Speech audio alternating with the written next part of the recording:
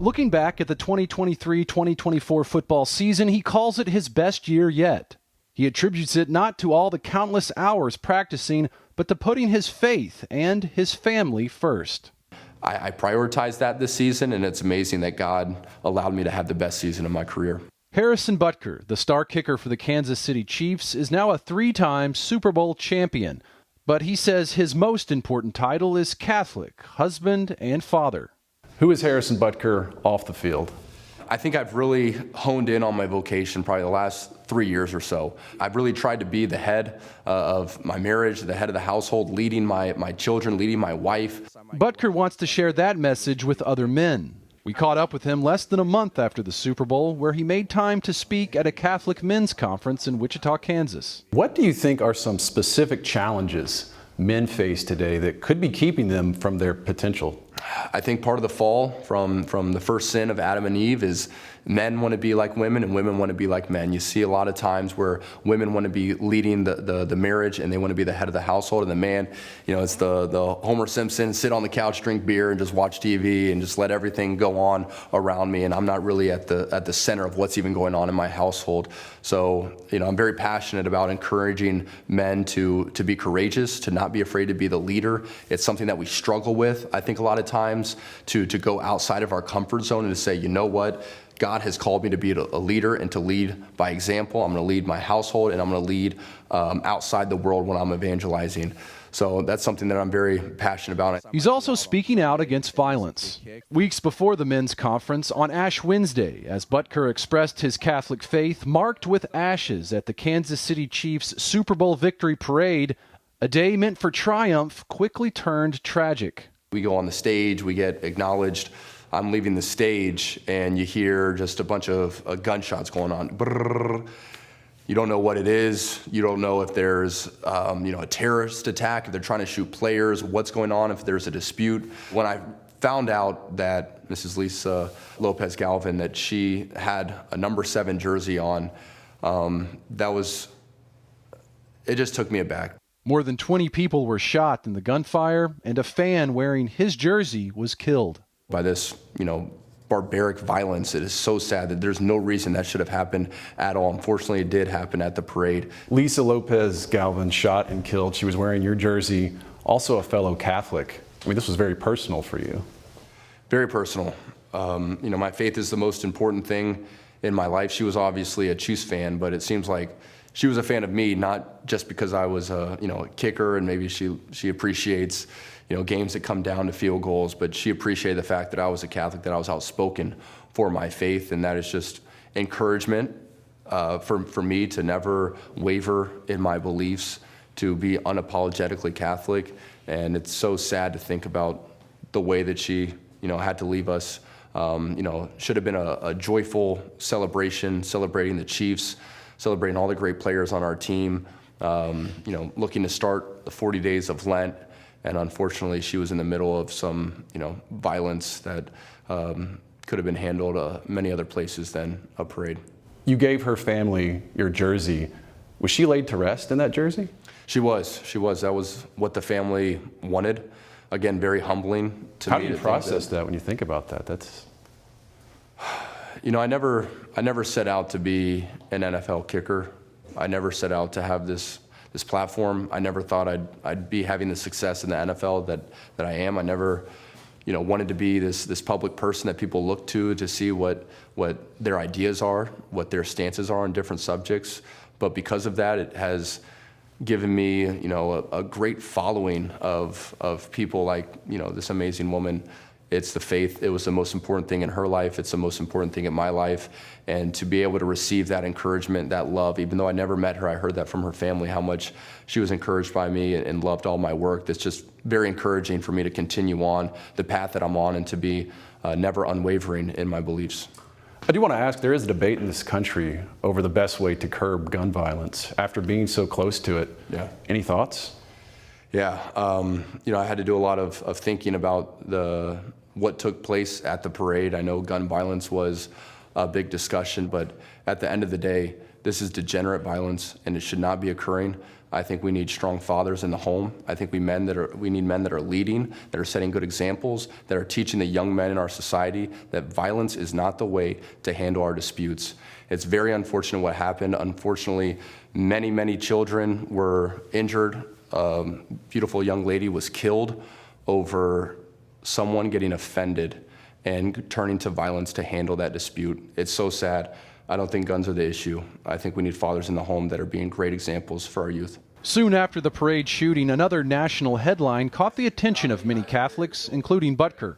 In New York City, a controversial and scandalous funeral service for a transgender activist took place in St. Patrick's Cathedral. This great whore, Saint Cecilia, mother of all whores. In his first public comments 5 days after the funeral, Cardinal Timothy Dolan of the Archdiocese of New York responded in a podcast. Once the funeral started is when the trouble started because of the irreverence and the disrespect of the big crowd that was there. The Cardinal also mentioned that Harrison Butker had sent him a note about the funeral. If I'm not mistaken, he sent me a note of solidarity and just to let me know how upset he was over the incident. But Butker says his letter to the Cardinal shared more than that. So I actually went on His Eminence's show last year, and they had asked for me to go on the show this year, and I sent a letter saying, I would love to go on the show, but I can't unless something is addressed with what happened at St. Patrick's Cathedral. Someone should be held accountable. There needs to be a strong stance. We need men that are leading, saying, you know what, this is not right, this is wrong. As Catholics, we will not accept this. We need to take a hard stance. I think sometimes we value what the world says about us instead of what Jesus Christ says about us. And so that letter was more encouraging His Eminence, saying, please put out a strong statement, say that this was awful that happened. It should have never happened. It should have been stopped before it even began. And no statement came about from it, and I was very disappointed to hear that. And so I do want to clear the air and just say that, yes, it was bad what happened at St. Patrick's, but the letter was really encouraging and pushing His Eminence to make a statement decrying what happened and say that this was an abomination, someone should be held accountable, potentially fired, and nothing came about from that. And I think we have to have, especially leaders in the Catholic Church, standing up to all of the woke things that are going on in our society. This NFL star wants to use his platform to glorify God. In a speech he gave last year at his alma mater to the 2023 graduating class of Georgia Tech, he shared this simple advice with the graduates. Get married and start a family. Wow. I will say this is the most important ring I have right here. From the graduation stage to the White House, he's been an advocate for marriage, family, and human life. You made a subtle pro-life fashion statement at the White House last year when the Chiefs visited after the Super Bowl. Unfortunately, there's some laws being pushed through that I don't think value all human life. One of those laws is allowing abortion to be legal in this country. So to have a tie that in Latin I thought brought attention to the unborn. I picked vulnerari presidio, which is to protect the most vulnerable. And the unborn are, to me, the greatest victims in our society. They don't have a voice. They don't necessarily look like humans. They're not very big. They can't fight for themselves. There's not a lot of people that are fighting for them. And I just think it's a great atrocity that's occurring in this country with massacring the unborn. Harrison Butker's convictions are inspired by his love for Jesus Christ. We are in the midst of a Eucharistic revival in the Catholic Church. This summer there's going to be a Eucharistic Congress. What does the Eucharist mean to you? Wow, that's a great question. So coming back into the faith, I went to a conference, and I remember going to adoration. There were thousands of college students my age that were all adoring our Lord.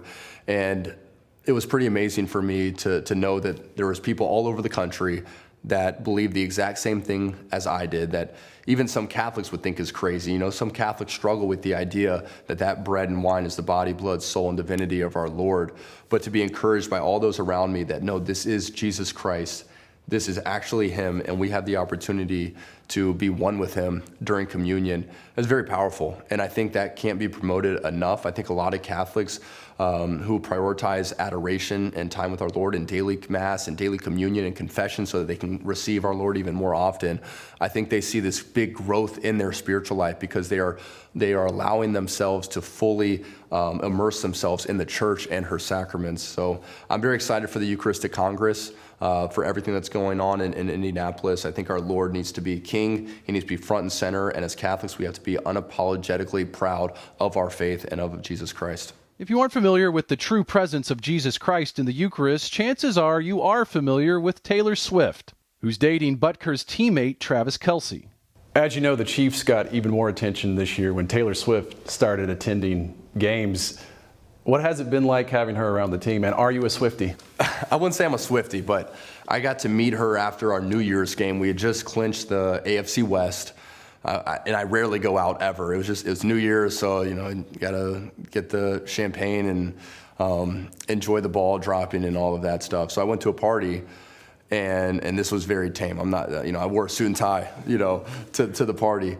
But Travis showed up and Taylor was there, and I got to meet her, and she was just so humble and so gracious.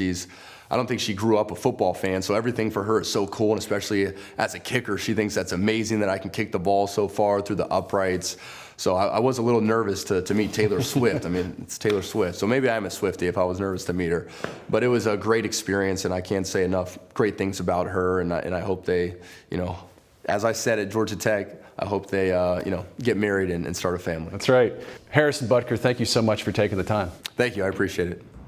Harrison Butker shared much more with our Mark Irons. You can watch the full interview on the EWTN YouTube page.